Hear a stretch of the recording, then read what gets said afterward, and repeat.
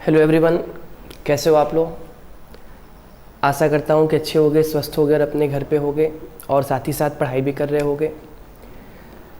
पिछले क्लास में मैंने रूल्स ऑफ क्लोज्ड डाइस को बताया था कि क्लोज्ड डाइस में कितने आपको नियम होते हैं और वहाँ पे 4 नियम की बातें की गई थी। फर्स्ट वाले नियम में मैंने आपको बताया था कि जहाँ पर कोई एक संख्या कॉमन होगी तो वहाँ पे क्या करोगे। सेकेंड वाले नियम में मैंने आपको ये बताया था कि जहाँ पर आपके क्वेश्चन में 2 संख्याएं कॉमन होंगी तो वहाँ पे क्या करोगे। थर्ड वाले टाइप में आपको बताया था कि जहाँ पर कोई नंबर कॉमन नहीं होते तो वहाँ पर हमें कैसे काम करना है। और सबसे लास्ट में मैंने आपको बताया था कि क्लॉकवाइज और एंटी क्लॉकवाइज मेथड का यूज़ कैसे करते हो। इन चारों नियम को पढ़ने के बाद आज हम स्टार्ट करेंगे रूल्स ऑफ ओपन डाइस। और रूल्स ऑफ ओपन डाइस को पढ़ने के बाद आज हम कुछ क्वेश्चन देखेंगे और फिर हम क्लास को क्या करेंगे, ओवर करेंगे। लेकिन क्लास को स्टार्ट करने से पहले मैं आपसे एक रिक्वेस्ट करूं कि वैसे विद्यार्थी जो मेरे चैनल के ट्यूटोरियल को सब्सक्राइब नहीं किए हैं, सबसे पहले वो मेरे चैनल को सब्सक्राइब करें, लाइक करें और शेयर करें। क्योंकि जितने आप शेयर करोगे, जितने लोग इस वीडियो को देखेंगे, वो आपस में एक ऐसे सहानुभूति को महसूस करेंगे जो उनको क्लास में ना मिलती होगी। कहने का मतलब क्या है बाबू कि वीडियो अपलोड करने का मतलब ये है, ये उद्देश्य है कि आप अच्छे से वीडियो को देखें, उनमें जो बातें कही गई हैं उनको लागू करें और क्वेश्चन को सॉल्व करें। क्योंकि जब तक आप देखोगे नहीं, जब तक आपको उससे लाभ नहीं मिलेगा, तब तक मेरी सभी मेहनत क्या होंगे, बेकार होंगे। ठीक है, तो सबसे पहले आप मेरे चैनल के ट्यूटोरियल को सब्सक्राइब करें और उसके बाद चैप्टर को डाइस में जो पहला क्लास था थ्योरी का, सेकंड क्लास था थ्योरी का, आज ये डाइस का तीसरा क्लास है। और तीसरे क्लास में कुछ देर थ्योरी पढ़ेंगे और फिर उसके बाद कुछ क्वेश्चन को आगे देखकर हम लोग क्लास को क्या करेंगे, ओवर करेंगे। तो चलो देखते हैं बाबू रूल्स ऑफ ओपन डाइस।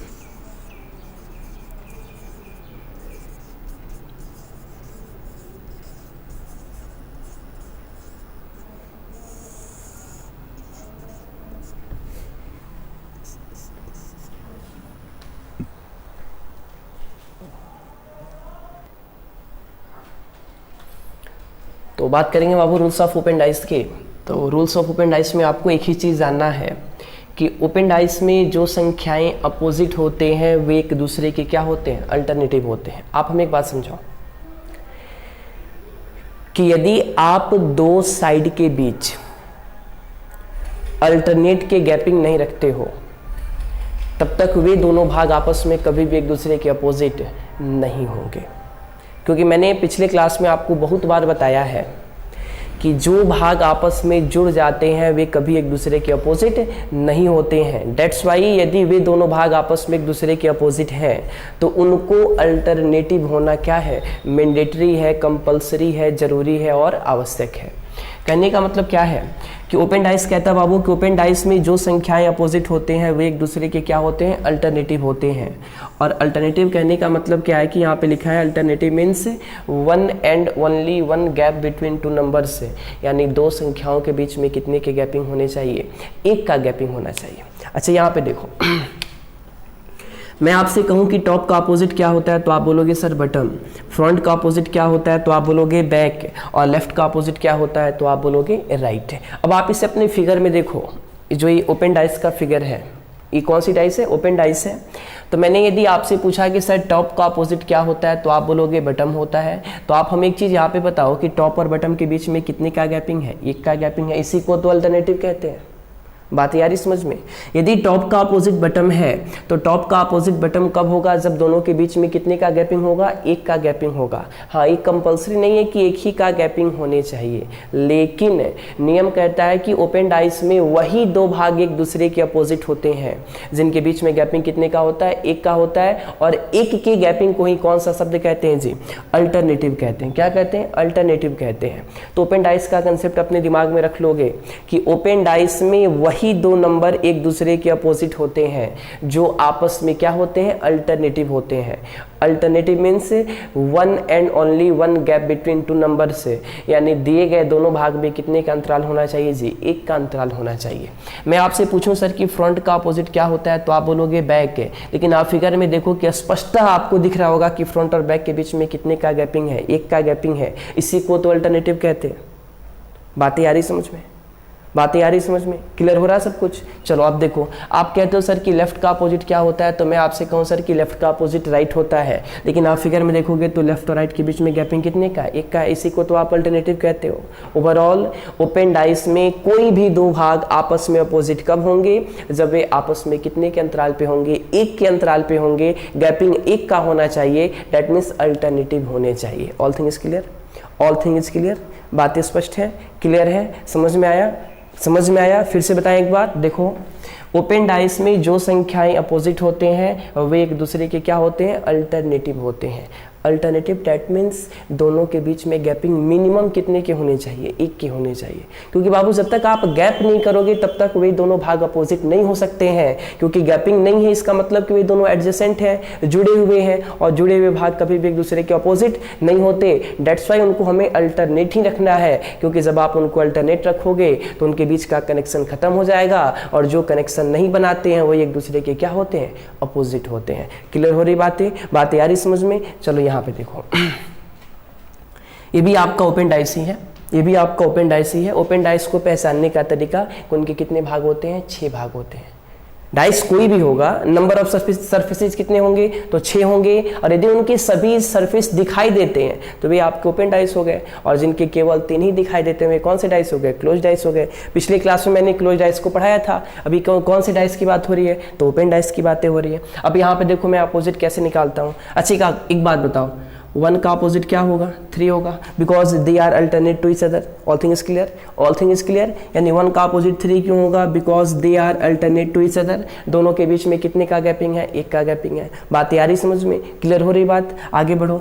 2 का अपोजिट क्या होगा, 4 होगा, 2 का अपोजिट 4 होगा, because they are also alternate to each other, they are also alternate to each other. यानी यहाँ भी दोनों के बीच में गैपिंग कितने का है, तो 1 का है, यानी 2 का अपोजिट क्या होगा, 4 होगा। अब एक हमें बात समझाओ, जब डाइस में 1 का अपोजिट 3 हो गया, 2 का अपोजिट 4 हो गया, तो रिमेनिंग जो 2 संख्याएं हैं वे भी आपस में एक दूसरे के क्या होंगे, अपोजिट होंगे, लेकिन उन्हें आपस में नहीं जुड़े होने चाहिए।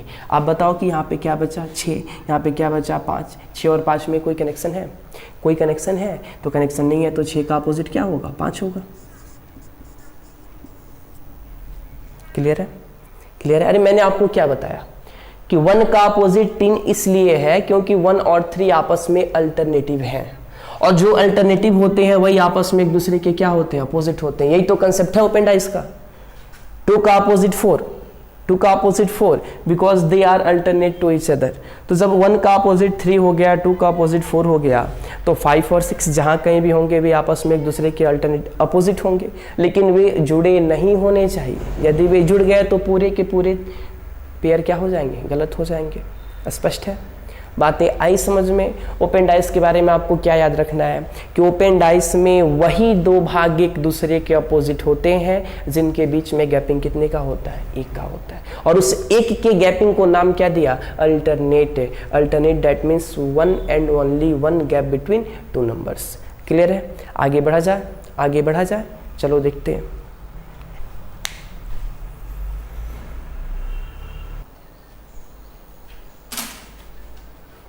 चलिए बात करेंगे बाबू टाइप फर्स्ट की, कि डाइस में क्वेश्चन कैसे आते हैं, उनके कितने टाइप होते हैं। तो सुनो, सबसे पहले आप टाइप को सॉल्व करोगे तो देखोगे कि मेरे क्वेश्चन में नंबर ऑफ डाइस कितने हैं, 1, 2, 3, 4, 5 या 6, मैक्सिमम 6 होते हैं, उससे ज़्यादा नहीं होते हैं। तो सबसे पहले हम क्वेश्चन को सॉल्व करने से पहले आपको बता दें कि जितने भी सिंगल डाइस वाले क्वेश्चन आपके एग्जाम में आएंगे, सिंगल दैट मीन्स 1, जितने भी सिंगल डाइस वाले क्वेश्चन आपके एग्जाम में आएंगे, सबसे पहले आप उसे ट्रांस डाइस या स्टैंडर्ड डाइस मानकर क्वेश्चन को सॉल्व करते हो। फिर से एक बार सुनो, जितने भी सिंगल डाइस वाले क्वेश्चन आपके एग्जाम में आते हैं तो उसे सबसे पहले मुझे ट्रांस या स्टैंडर्ड मान लेना है। अब पूछोगे सर कि ट्रांस और स्टैंडर्ड क्या होता है, तो पिछले क्लास में आपको बताया गया था जो डाइस की फर्स्ट वाली थ्योरी थी कि ट्रांस या स्टैंडर्ड वे डाइस होते हैं जिनकी अपोजिट संख्याएं फिक्स होती हैं और उनका सम कितने के बराबर होता है, 7 के बराबर होता है। और वहाँ से आपने निकाला था कि 1 का अपोजिट 6 होगा क्योंकि दोनों का सम 7 चाहिए, 2 का अपोजिट 5 होगा क्योंकि दोनों का सम क्या चाहिए, 7 चाहिए, 3 का अपोजिट 4 होगा क्योंकि दोनों का सम क्या चाहिए, 7 चाहिए। देखो मैंने यहाँ पे नोट लिख दिया है कि यदि आपके क्वेश्चन में सिंगल डाइस के प्रश्न आते हैं तो आप उसे स्टैंडर्ड या ट्रांस मानकर सॉल्व करते हैं। यदि आपने उसे स्टैंडर्ड और ट्रांस मान लिया तो स्टैंडर्ड और ट्रांस की प्रॉपर्टी क्या है कि उनमें अपोजिट संख्याएं फिक्स होती हैं और उनका सम कितने के बराबर होता है, 7 के बराबर होता है। और वहाँ से मैंने कंक्लूजन निकाला कि 1 का अपोजिट 6, 2 का अपोजिट 5 और 3 का अपोजिट 4। लेकिन एक चीज़ और याद रखना कि डाइस कोई भी हो, यदि 1 का अपोजिट 6 है तो 1 और 6 आपस में कभी भी जुड़े नहीं होने चाहिए। यदि वे जुड़ जाएंगे तो कभी आपस में अपोजिट नहीं होंगे। बातें समझ में आ रही, क्लियर है? चलो क्वेश्चन को देखते हैं। देखो, ये टाइप फर्स्ट है, ये पहला क्वेश्चन, दूसरा क्वेश्चन, तीसरा क्वेश्चन, और ये टाइप सेकंड है, पहला क्वेश्चन, दूसरा क्वेश्चन, तीसरा क्वेश्चन। देखो, दोनों टाइप को एक साथ लिखने के पीछे उद्देश्य क्या है कि दोनों में माइनर डिफरेंस होते हैं। माइनर, मेजर नहीं, माइनर।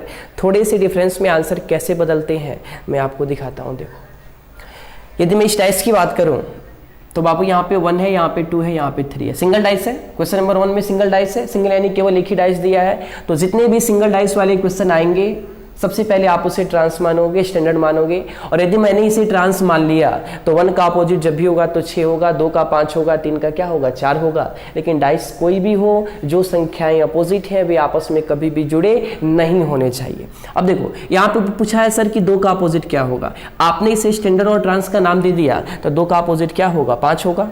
अरे बोलो हाँ या ना?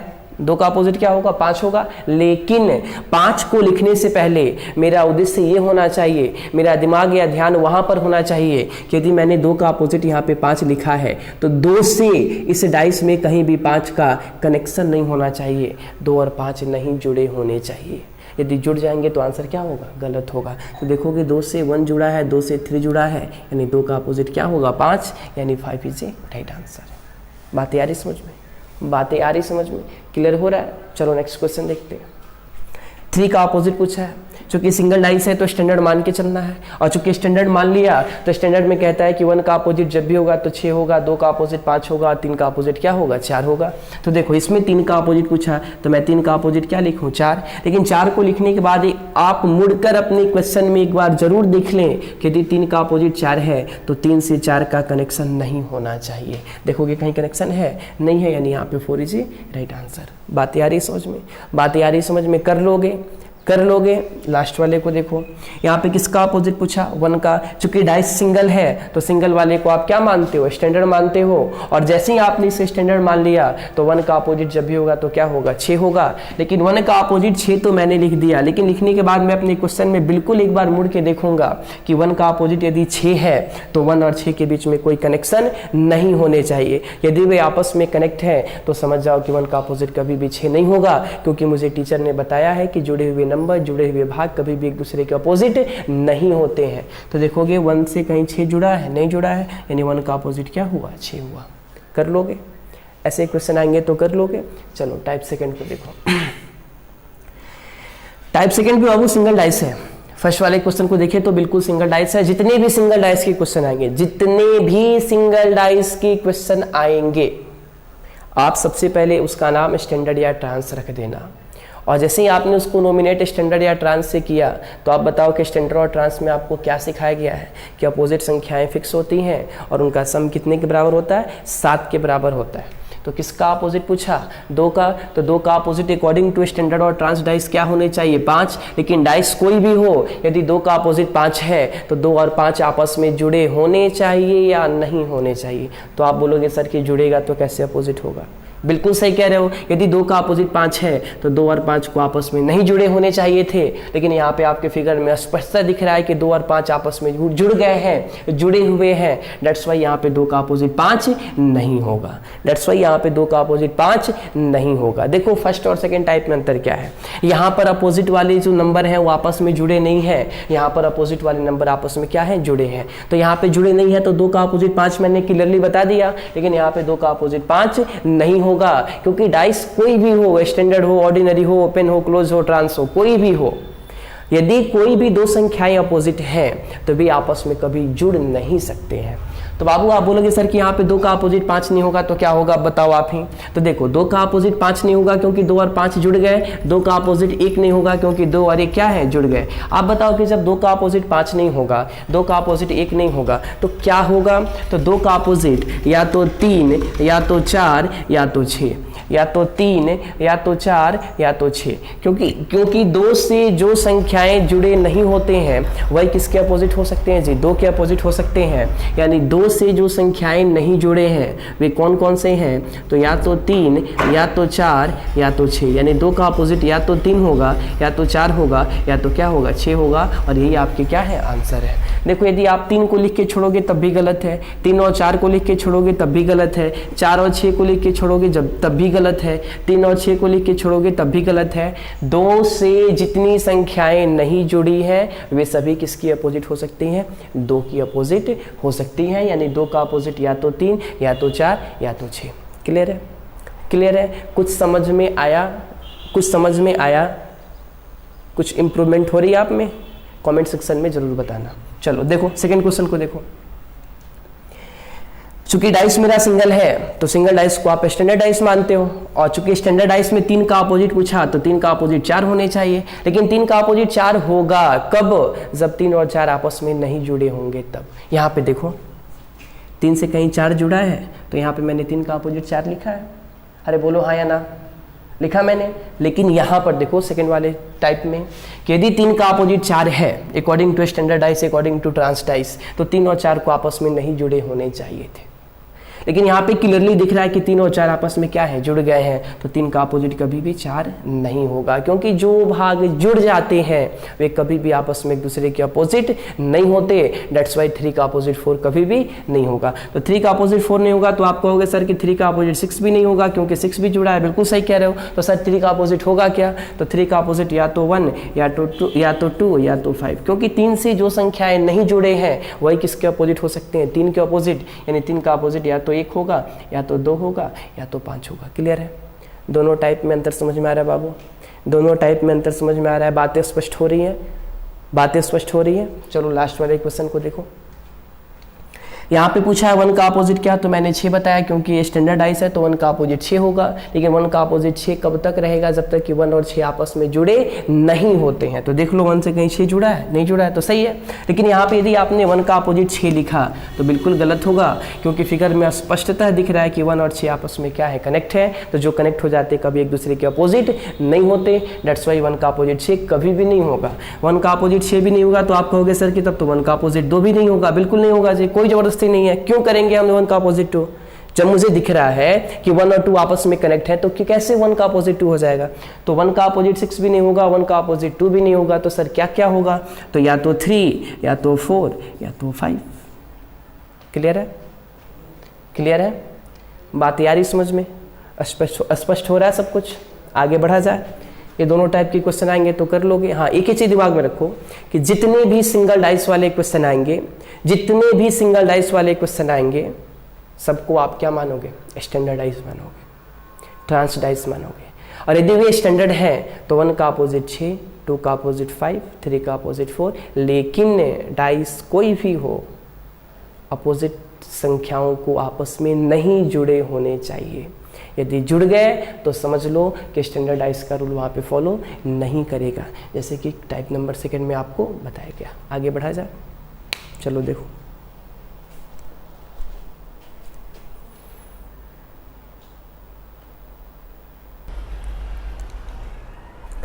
चलिए टाइप 3 की बात करें बाबू।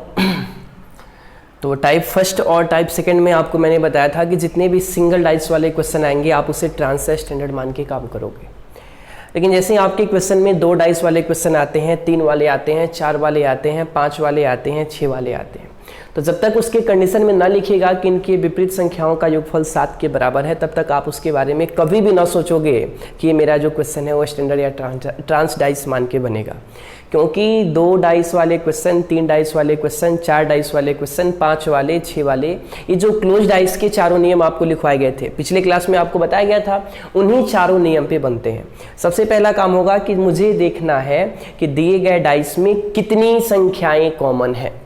मैंडेटरी, सबसे कंपल्सरी यही चीज़ है कि सबसे पहले आप अपने क्वेश्चन में देखोगे कि दिए गए डाइस में कितनी संख्याएं कॉमन है, और जितनी संख्याएं कॉमन होंगी उस रूल को अप्लाई करोगे और वहां से क्या होगा, आंसर आएगा। चलो देखते हैं। फर्स्ट वाले क्वेश्चन में बाबू 2 का अपोजिट पूछा है। किसका अपोजिट पूछा है? 2 का अपोजिट। तो देखो यहाँ पे 4 है, 5 है, 2 है, 2 है, 3 है, 6 है। दोनों में कितनी संख्याएं कॉमन है? तो मुझे तो एक ही दिख रहा है, आप बताओ। आपको भी एक ही दिखेगा, ऐसा तो नहीं है कि जो मुझे एक दिखता है वो आपको 2 दिखे, ऐसा तो नहीं है। तो आप क्लोज डाइस के फर्स्ट वाले नियम को अपने दिमाग में लाओ कि मैं आपको क्या बताया था कि दिए गए किसी 2 डाइस में यदि कोई एक संख्या दोनों डाइस में कॉमन हो तो दोनों डाइस की मिसिंग नंबर उस कॉमन नंबर की क्या होगी, अपोजिट संख्या होगी। कुछ याद आया? कुछ याद आया? दिए गए किसी 2 डाइस में यदि कोई एक संख्या दोनों डाइस में कॉमन हो, डेट इज 2, यद्यपि कि वह दोनों डाइस की समान सतह पर हो या नहीं। मैंने आपको फिर से एक बार बता दिया कि बाबू position of a number, position of a dice से कोई मतलब नहीं है। आप बस एक ही चीज़ देखना कि दोनों में कितनी संख्याएं कॉमन है। तो आपके प्रश्न में जो डाइस है उसमें कोई एक संख्या कॉमन है, और वो संख्या कौन सी है? 2। तो दिए गए किसी 2 डाइस में यदि कोई एक संख्या दोनों डाइस में कॉमन हो तो दोनों डाइस की मिसिंग नंबर, कौन सी नंबर? Missing number. तो मिसिंग नंबर वह नंबर होगी जो दोनों में अभी तक यूज में नहीं लाया गया है। तो देखो 4 आ गया, 5 आ गया, 2 आ गया, 3 आ गया, 6 आ गया। तो मिसिंग नंबर क्या होगा? 1, यानी 2 का अपोजिट क्या होगा? 1 होगा। 2 का अपोजिट क्या होगा? 1 होगा। नहीं आ समझ में? चलो दूसरा तरीका देखो। मैंने आपको बताया था कि डाइस में वही नंबर एक दूसरे के अपोजिट होते हैं जो आपस में जुड़े नहीं होते हैं। क्लियर है? ये बात तो दिमाग में है ना कि जो जुड़ गया कभी अपोजिट नहीं होगा, और जो नहीं जुड़ेगा वो एक दूसरे का क्या होगा? अपोजिट होगा। तो आप हमें एक बात समझाओ कि मुझे 2 का अपोजिट चाहिए। तो 2 से क्या जुड़ा है? 5, यानी 2 का अपोजिट 5 नहीं होगा। संतुष्ट हो? 2 से क्या जुड़ा? 4, यानी 2 का अपोजिट 4 भी नहीं होगा, क्योंकि जो जुड़ गया कभी अपोजिट नहीं होगा। 2 से क्या जुड़ा? 3, यानी 2 का अपोजिट 3 भी नहीं होगा। 2 से क्या जुड़ा? 6, यानी 2 का अपोजिट 6 भी नहीं होगा। तो 2 का अपोजिट जब 5 नहीं होगा, 4 नहीं होगा, 3 नहीं होगा, 6 नहीं होगा, तो आप बताओ कि वैसी कौन सी संख्या है जो 2 से नहीं जुड़ी है? तो 1। तो जो नहीं जुड़े होते हैं वही तो आपस में एक दूसरे के अपोजिट होते हैं।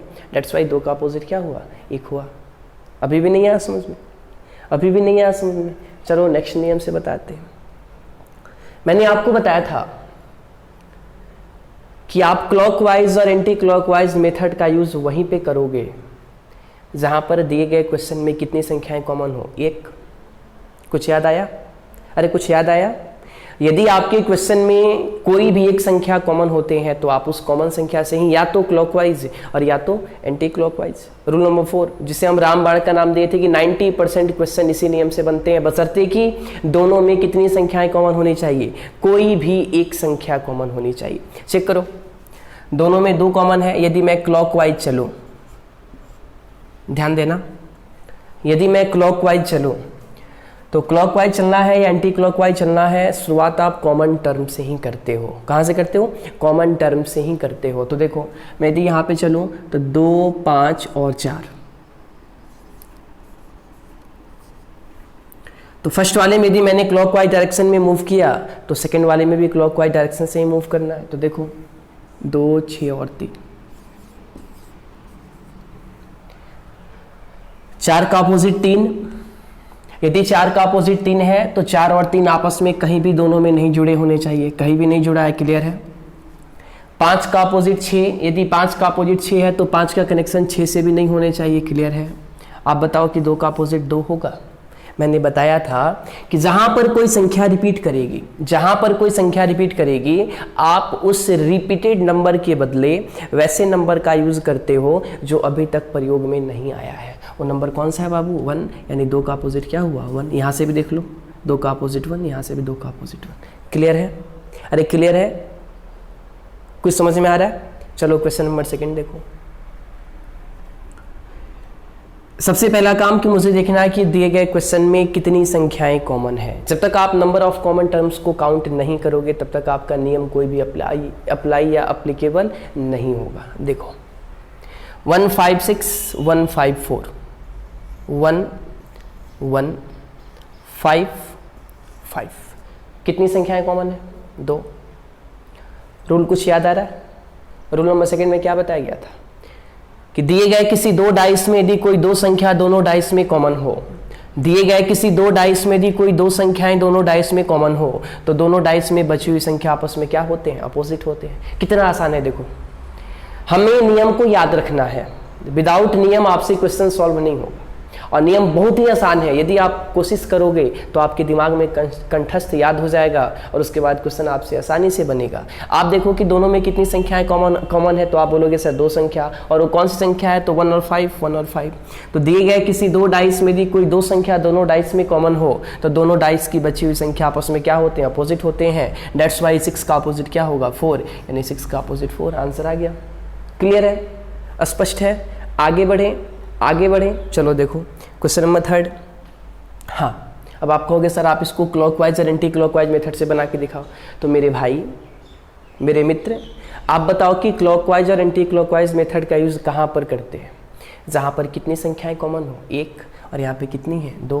डेट्स वाई यहाँ पर इस नियम का यूज़ नहीं होगा। करोगे तो क्या होगा? गलत होगा। क्लियर है? स्पष्ट है? चलो क्वेश्चन नंबर 3 देखो। 431 652 कुछ कॉमन है? बोलोगे सर कुछ भी कॉमन नहीं है। रूल नंबर 3 याद करो कि दिए गए किसी दो डाइस में यदि कोई भी संख्या दोनों डाइस में कॉमन ना हो, तो उसमें से किसी भी एक डाइस में अंकित किसी भी एक संख्या की अपोजिट है, उसके सामने वाले डाइस पर अंकित तीनों संख्याएं हो सकती हैं। कहने का मतलब क्या है? देखो, यदि आपके क्वेश्चन में ऐसे कोई प्रश्न आते हैं जिनमें कोई भी संख्याएं कॉमन नहीं है, तो जिस डाइस की वह संख्या होगी, मुझे किसका अपोजिट चाहिए? 3 का अपोजिट चाहिए। तो 3 जो है वो जिस डाइस की संख्या है उस डाइस को आप छोड़ दें, और उसके सामने वाले डाइस पर अंकित तीनों संख्याएं किसकी अपोजिट हो सकती हैं? 3 की। मैंने कल भी बताया था। अच्छा एक बात बताओ मुझे कि यदि मुझे 3 का अपोजिट चाहिए, तो 3 का अपोजिट क्या होगा ये मुझे पता नहीं है, लेकिन 3 का अपोजिट क्या नहीं होगा ये मुझे अवश्य रूप से पता है, क्योंकि यदि 3 से 4 जुड़ गया तो 3 का अपोजिट 4 नहीं होगा, 3 से 1 जुड़ गया तो 3 का अपोजिट 1 नहीं होगा, तो 3 से जो नहीं जुड़ेगा वही तो 3 का अपोजिट होगा। और नहीं जुड़ने में क्या क्या है? या तो 6, या तो 5, या तो 2। क्लियर है? क्लियर है? स्पष्ट है सब कुछ? कमेंट सेक्शन में जरूर बताना कि सर मुझे परेशानी हो रही है, मुझे मेरा बहुत क्या है? क्लियर है? स्पष्ट है? मैं ऐसे क्वेश्चन को सॉल्व कर लूँगा। जो भी फीडबैक है नेगेटिव पॉजिटिव सब आप बताओगे कमेंट सेक्शन में, फिर हम आगे बढ़ेंगे। ठीक है? तीनों क्वेश्चन क्लियर है? अब आ जाओ क्वेश्चन नंबर 4 में। देखो 2 6 4 3 4 1 कितनी संख्याएं कॉमन है? 1। और वो कौन सी संख्या है? 4 है। दिख रहा है? अरे दिख रहा है आपको? तो यदि दोनों में 4 कॉमन है, कोई एक संख्या कॉमन है, तो आप क्लॉकवाइज और एंटी क्लॉकवाइज मेथड का यूज कर लो। अरे करोगे ना? चलो मेरी एंटी क्लॉकवाइज चलो।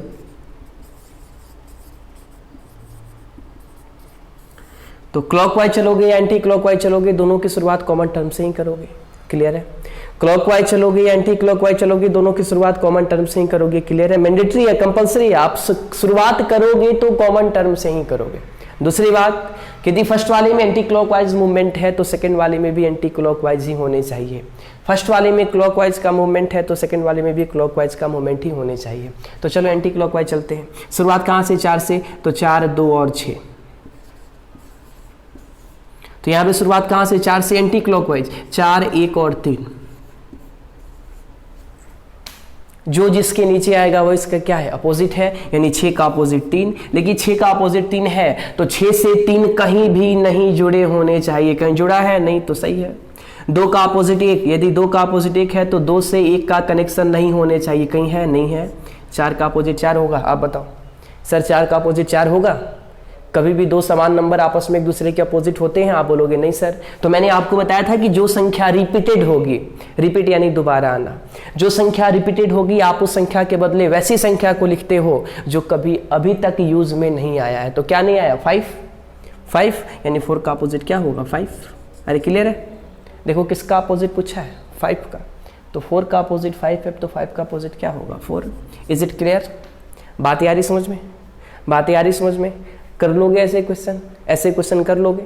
नोट करो।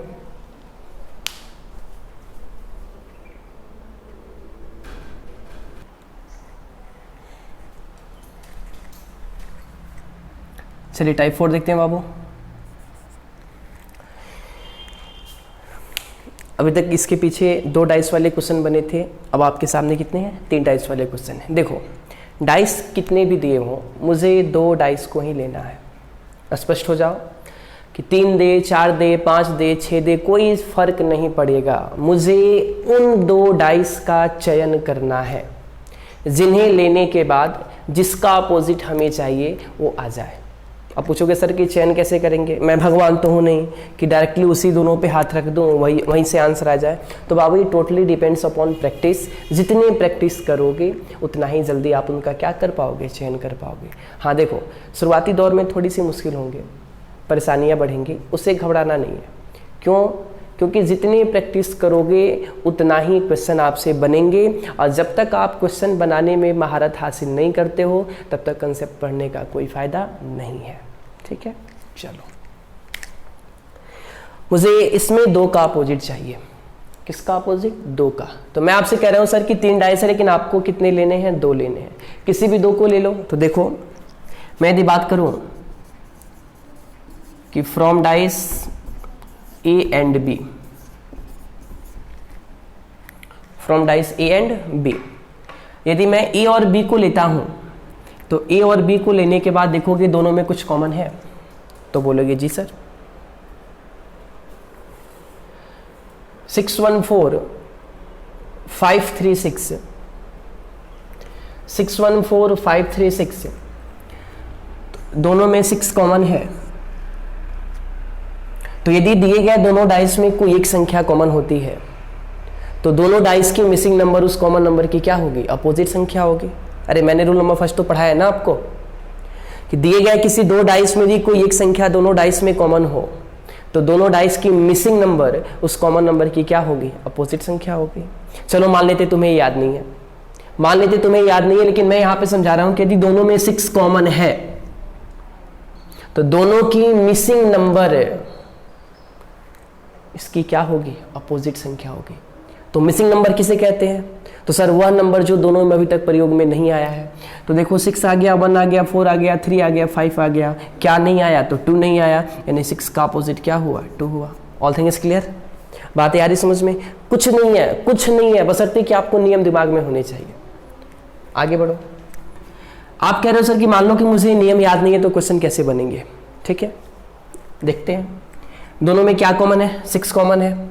और मान लो सपोज करो कि मुझे 6 का ही अपोजिट चाहिए। सपोज करो कि मुझे 6 का ही अपोजिट चाहिए, तो 6 का अपोजिट क्या नहीं होगा? तो जो 6 से जुड़े होंगे वो कभी भी 6 के अपोजिट नहीं होंगे। जो 6 से जुड़ गए कभी भी 6 के अपोजिट नहीं होंगे। तो देखो 6 से क्या जुड़ गया? 3 जुड़ा, यानी 6 का अपोजिट 3 नहीं होगा। 6 से क्या जुड़ा? 5 जुड़ा, यानी 6 का अपोजिट 5 नहीं होगा। 6 से क्या जुड़ा? 4 जुड़ा, यानी 6 का अपोजिट 4 नहीं होगा। 6 से क्या जुड़ा? 1 जुड़ा, यानी 6 का अपोजिट 1 नहीं होगा। अब आप हमें समझा दो कि 6 का अपोजिट 3 नहीं होगा, 5 नहीं होगा, 4 नहीं होगा, 1 नहीं होगा, तो क्या होगा? 2 होगा। यहां से भी आंसर आया। स्पष्ट हो रहा है? मजा आ रहा है बनाने में? कमेंट सेक्शन में जरूर बताना। चलो ए एंड बी हो गया। अब देखो आपके दिमाग में प्रश्न चल रहा होगा कि क्या मुझे बी और सी से जवाब नहीं आएगा? चेक कर लो, चेक कर लो, आएगा तो ठीक, नहीं आएगा तो नहीं आएगा। ये कोई जरूरी नहीं है कि जितने डाइस हैं सबसे आंसर आए आपका, सभी जवाब देने के लिए सक्षम हो, ये कोई जरूरी नहीं है। लेकिन अपने मन के डाउट को बिल्कुल क्लियर करके चलना है। चलो देखते हैं। फ्रॉम डाइस बी एंड सी, ठीक है, 5 3 6 4 1 2, 5 3 6 4 1 2। देखोगे दोनों में कुछ कॉमन है? आप बोलोगे नहीं सर। तो जब कॉमन नहीं है तो क्या एग्जैक्ट जवाब आ पाएगा? आप बताओ। यदि दोनों में कोई संख्याएं कॉमन नहीं है तो एग्जैक्ट जवाब कभी आया था? तो बोलोगे नहीं सर। तो मैं उनको क्यों लूं जहां से एग्जैक्ट जवाब नहीं आ सकता? यानी आप गुनाह कर रहे हो, यानी बी और सी से जवाब नहीं आएगा। तो आप ट्राई कर लो ए और सी से, ए और सी से चेक करो। 614 614 142 142, एकदम दिमाग स्थिर रखना। देखो 1 1 4 4 दोनों में कितनी संख्याएं कॉमन है? तो आप बोलोगे सर 2 संख्या। कितनी संख्या? तो 2 संख्या।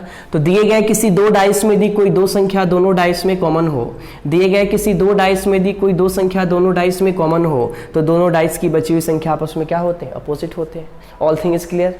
बात आ रही समझ में? अरे यदि दोनों में 2 संख्याएं कॉमन है तो दोनों की बची हुई संख्या आपस में क्या होते हैं? अपोजिट होते हैं। यानी 6 का अपोजिट 2, 6 का अपोजिट 2, तो 2 का opposite 6। All thing is right.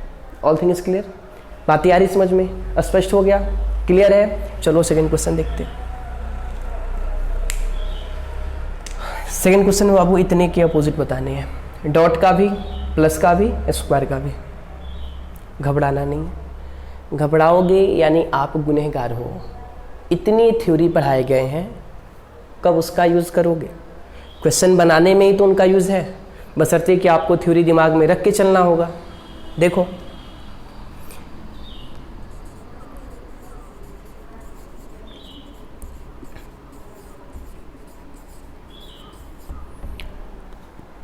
From dice A and B, A and B दोनों में कुछ कॉमन है? बिल्कुल कॉमन है। डॉट कॉमन है, दिख रहा है ना? प्लस कॉमन है, दिख रहा है ना? बोलो हाँ या ना। तो सर डॉट डॉट कॉमन हो गया, प्लस प्लस कॉमन हो गया, तो आप बताओ कि ए और बी को लेने के बाद दोनों में कितने सिंबल कॉमन होते हैं? तो आप बोलोगे सर 2 सिंबल। तो यदि आपके दोनों डाइस में 2 सिंबल कॉमन है तो दोनों में बचे हुए सिंबल आपस में एक दूसरे के क्या होंगे? अपोजिट होंगे। क्लियर है? क्लियर है? यदि दोनों में plus plus dot dot common है तो 2 संख्याएं या 2 सिंबल कॉमन हो गए, तो दोनों में बचे हुए सिंबल आपस में एक दूसरे के क्या होंगे? अपोजिट होंगे। दैट्स व्हाई आप लिख सकते हो कि स्टार का अपोजिट ट्रायंगल होगा, स्टार का अपोजिट ट्रायंगल होगा। क्लियर है? क्लियर है? स्टार का अपोजिट ट्रायंगल, स्टार का अपोजिट ट्रायंगल, स्टार का अपोजिट ट्रायंगल। लेकिन ना तो स्टार पूछा है, ना तो ट्रायंगल पूछा है, न तो स्टार पूछा है, न तो ट्रायंगल पूछा है। ठीक, चलो अब देखो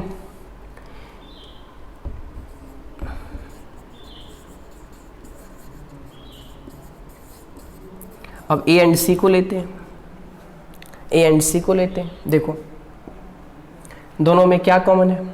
डॉट डॉट, ध्यान देना, dot dot star star, dot dot star star, dot dot star star, 2 symbol, dot star dot star. तो जब दोनों में डॉट और स्टार कॉमन है तो दोनों के बचे हुए सिंबल भी आपस में क्या होंगे? अपोजिट होंगे। तो यहाँ पे स्क्वायर और यहाँ पे प्लस, यानी प्लस का अपोजिट क्या हुआ? स्क्वायर हुआ। क्लियर है जी? बातें आ रही समझ में? बातें आ रही समझ में? आप बताओ कि जब प्लस का अपोजिट स्क्वायर होगा तो स्क्वायर का पूछा है तो प्लस, अब प्लस का पूछा है तो स्क्वायर।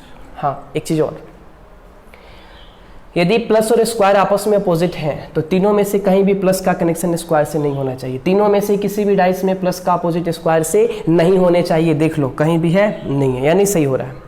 अब आप बताओ कि जब प्लस का अपोजिट स्क्वायर हो गया, स्टार का अपोजिट ट्रायंगल हो गया, प्लस का अपोजिट स्क्वायर, स्टार का अपोजिट ट्रायंगल, तो जो सिंबल बचे हैं वो किसके अपोजिट होंगे? डॉट के अपोजिट होंगे। किसके अपोजिट होंगे? डॉट के। तो कौन सा सिंबल बचा है तुम हमें बताओ, जल्दी बताओ। अरे जल्दी बताओ कौन सा सिंबल बचा है? देखो यदि मुझे डॉट का अपोजिट चाहिए तो ए और बी से स्टार का अपोजिट ट्रायंगल आया, ए और सी से प्लस का अपोजिट स्क्वायर आया, तो एक जो बचा है ना उसको भी ले लो, फ्रॉम डाइस बी एंड सी। देखो तो बी और सी, बी और सी, और भी कुछ कॉमन है? अरे और भी कुछ कॉमन है? नहीं है? तो यदि डॉट और डॉट दोनों में कॉमन है तो डॉट से जो जुड़ गया वो कभी भी अपोजिट नहीं होगा, और डॉट से जो नहीं जुड़ेगा वही तो उसका अपोजिट होगा। तो देखो डॉट से प्लस जुड़ गया यानी डॉट का अपोजिट प्लस नहीं होगा, डॉट से ट्रायंगल जुड़ गया यानी डॉट का अपोजिट ट्रायंगल नहीं होगा, डॉट से स्टार जुड़ गया यानी डॉट का अपोजिट स्टार नहीं होगा, डॉट से स्क्वायर जुड़ गया यानी डॉट का अपोजिट स्क्वायर नहीं होगा। तो और कौन सा सिंबल है जो अभी तक डॉट से नहीं जुड़ा है? कोई है? आपको पता है? नहीं है? तो यहाँ पे आंसर होगा कांट बी डिटरमाइंड, यानी निर्धारित नहीं किया जा सकता है। यहाँ पर आंसर होगा निर्धारित नहीं किया जा सकता है। देखो तीनों में डॉट है ना, तो जितने भी सिंबल हैं वो तो डॉट से जुड़ गए, तो जुड़ जाते हैं, वो कभी अपोजिट नहीं होते। डेट्स वाई डॉट का अपोजिट क्या होगा, ये निर्धारित नहीं कर सकते, यानी कांट बी डिटरमाइंड, निर्धारित नहीं किया जा सकता, can't be determined. All thing is clear, all thing is clear. चलो क्वेश्चन नंबर 3 को देखो। मुझे किसका अपोजिट चाहिए, 6 का अपोजिट चाहिए। किसका अपोजिट चाहिए, 6 का अपोजिट चाहिए। तो देखो यहाँ भी 6 है, यहाँ भी 6 है, यहाँ भी 6 है, तो 6 से जो नंबर जुड़ गए वे कभी भी 6 के अपोजिट नहीं होंगे, और जो नंबर 6 से नहीं जुड़ेगा वही किसका अपोजिट होगा, तो 6 का अपोजिट होगा। तो देखो 6 से यदि 3 जुड़ा तो 6 का अपोजिट 3 नहीं होगा, 6 से यदि 2 जुड़ा तो 6 का अपोजिट 2 नहीं होगा, 6 से यदि 4 जुड़ा तो 6 का अपोजिट 4 नहीं होगा, 6 से यदि 5 जुड़ा तो 6 का अपोजिट 5 नहीं होगा। अब आप हमें एक बात समझाओ कि 6 का अपोजिट 3 नहीं होगा, 2 नहीं होगा, 4 नहीं होगा, 5 नहीं होगा, तो क्या होगा जी, तो वही नंबर होंगे जो 6 से नहीं जुड़े होंगे, डेट इज़ 1, यानी 6 का अपोजिट क्या होगा, 1 होगा। बना लोगे ऐसे क्वेश्चन, अरे कर लोगे, परेशानी होगी, मेरे पॉइंट ऑफ व्यू से परेशानी नहीं होने चाहिए, बशर्ते कि आपको नियम याद होने चाहिए। ऐसे क्वेश्चन आएंगे तो कर लोगे, सिंगल डाइस वाले क्वेश्चन भी हो जाएंगे, 2 डाइस वाले क्वेश्चन भी हो जाएंगे, 3 डाइस वाले क्वेश्चन भी हो जाएंगे, कर लोगे सब, अरे कर लोगे सब। तो चलो बस आज इतना ही, लेकिन क्लास को ख़त्म करने से पहले 2 बातें आपको बता दें कि वे विद्यार्थी जो मेरे चैनल में नए हैं, सबसे पहले के ट्यूटोरियल चैनल को सब्सक्राइब करें, और बहुत बहुत आपको धन्यवाद, शुभकामनाएँ, क्योंकि मेरा जो परिवार है वो 1K यानी 1000 लोगों का ये परिवार हो चुका है। हम लोग 1000 लोग आपस में मिल के काम करेंगे, आगे बढ़ेंगे और अपने लक्ष्य को क्या करेंगे, प्राप्त करेंगे। तब तक के लिए धन्यवाद।